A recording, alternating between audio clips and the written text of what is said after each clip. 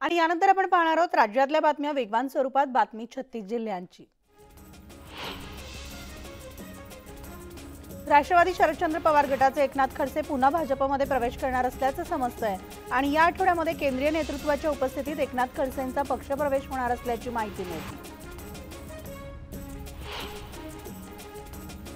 एकनाथ खडसे यांची जर इच्छा असेल तर त्यांनी भाजपमध्ये यावं, त्यांचं जर मत असेल तर विकसित भारतासाठी आम्ही पक्षप्रवेश करू आणि आम्ही कुणालाही नाही म्हणत नाही। पंतप्रधान मोदींसाठी जर कुणी येत असेल तर आम्ही नक्की विचार करू, असं वक्तव्य एकनाथ खडसे यांनी केलंय।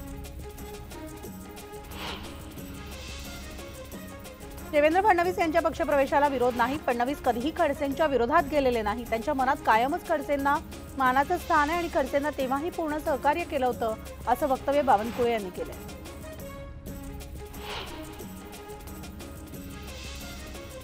बीड लोकसभा निवडणुकीसाठी वंचित बहुजन आघाडीकडून अशोक हिंगे यांना उमेदवारी देण्यात आली असून अशोक हिंगे यांची मराठा क्रांती मोर्चामध्ये सक्रिय समन्वयक म्हणून ओळख देखील आहे। संजय राऊतांनी त्यांच्या नौटंक्या बंद कराव्यात, कधी काय बोलावं याच्या मर्यादा ठेवाव्यात, एका छोट्या कार्यकर्त्यासारखं वक्तव्य करू नये, असा इशारा नाना पटोले यांनी संजय राऊतांना दिला।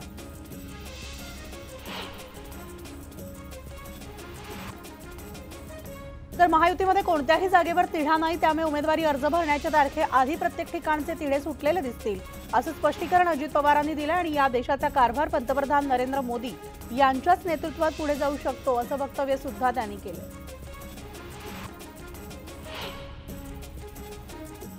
शरद पवार स्वतः सुप्रिया सुळेंसाठी निवडणुकीच्या मैदानात उतरले। शरद पवार 2 दिवसीय बारामती दौऱ्यावर आहेत आणि यावेळेस त्यांना भेटण्यासाठी कार्यकर्ते आणि पदाधिकाऱ्यांनी गोविंद बागेत गर्दी केली आहे। तर शरद पवार आज दौंडला देखील जाणार असून तिथे पदाधिकाऱ्यांच्या आणि कार्यकर्त्यांच्या मेळाव्याला ते मार्गदर्शन करणार आहेत। उपमुख्यमंत्री देवेंद्र फडणवीस यांनी आगामी निवडणुकीच्या पार्श्वभूमीवर कार्यकर्त्यांशी संवाद साधला। यावेळेस त्यांनी बूथ लेव्हलवर काम करण्याचा कानमंत्र कार्यकर्त्यांना दिलाय। तर लोकसभेची लढाई बूथ लेव्हलची आहे आणि त्यामुळे आता कामाला लागा, असे आदेश फडणवीसांनी दिले। काँग्रेसचा गरिबी हटावचा नारा हा फक्त इलेक्शन पुरताच आहे, अशी टीका खासदार उदयनराजे भोसलेंनी केली आणि तळागाळातील लोकांना गाळामध्ये घालण्याचं काम काँग्रेस पक्षानं केल्याचं सुद्धा उदयनराजे म्हणाले। राजू शेट्टींच्या वक्तव्याचा संजय राऊतांनी चांगला समाचार घेतलाय। मी प्रबंध लिहिण्यासारखाच माणूस आहे, असं म्हणत संजय राऊतांनी राजू शेट्टींना फटकारले। चंद्रपुरात पंतप्रधान नरेंद्र मोदी यांची जाहीर सभा होणार आहे, तर उद्या होणाऱ्या सभेसाठी भाजप कार्यकर्त्यांकडून जोरदार तयारीला सुरुवातही झाली आहे। 16 एकरच्या परिसरात निवडणुकीच्या पार्श्वभूमीवर मोदी जनतेला संबोधणार आहेत। उत्तर प्रदेशचे मुख्यमंत्री योगी आदित्यनाथ उद्या वर्ध्यात येणार आहेत, तर वर्ध्याच्या हिंगणघाट इथल्या सभेला ते उपस्थित राहणार आहेत। भाजपचे उमेदवार रामदास तडस यांच्या प्रचारासाठी या सभेला योगी आदित्यनाथ संबोधित करणार आहेत। केंद्रीय मंत्री नितीन गडकरी आज गोंदिया जिल्ह्याच्या दौऱ्यावर असून यावेळेस अर्जुनी मोरगाव येथील जिल्हा परिषदेच्या मैदानावर त्यांची जाहीर सभा होणार आहे। तर भाजपचे उमेदवार सुनील मेंढे यांच्यासाठी गडकरी आज गोंदियाच्या दौऱ्यावर आहेत। चंद्रपूरमध्ये सुधीर मुनगंटीवारांचा प्रचार जोमानं सुरू आहे, तर राजुरामध्ये मुनगंटीवारांच्या प्रचारार्थ सभा पार पडली आहे। यावेळेस नितीन गडकरींनी मुनगंटीवारांना विजयी करण्याचं आवाहन मतदारांना केलंय। तर मुनगंटीवार जर निवडून आले तर त्यांच्या मागे मोदी आणि माझे भक्कम इंजिन उभं राहणार असल्याचं त्यांनी मतदारांना सांगितलं।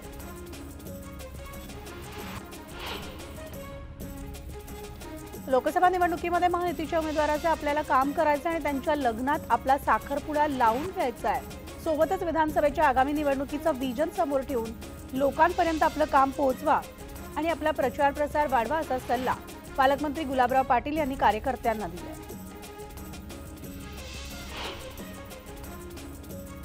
देवेंद्र फडणवीसांनी देशाच्या अर्थव्यवस्थेबाबत केलेल्या वक्तव्यावरून विनायक राऊतांनी निशाणा साधलाय। महाराष्ट्राची अर्थव्यवस्था ही सुधारण्याचं स्वप्न फडणवीसांना पडलं होतं, मात्र अर्थव्यवस्था सुधारली नाही। उलट कोरोना काळात सगळ्या खासदारांचा निधी बंद केला, विरोधी पक्षांची मुस्काटदाबी केली, अशी टीका विनायक राऊतांनी केली। नाना पटोले यांनी खासदार संजय धोत्रेंबाबत केलेल्या वक्तव्याचा चित्रा वाघ यांनी चांगला समाचार घेतला आणि खालच्या पातळीला जाऊन वक्तव्य करणाऱ्या नाना पटोलेंनी जनतेची माफी मागावी, असा घणाघात चित्रा वाघ यांनी केला।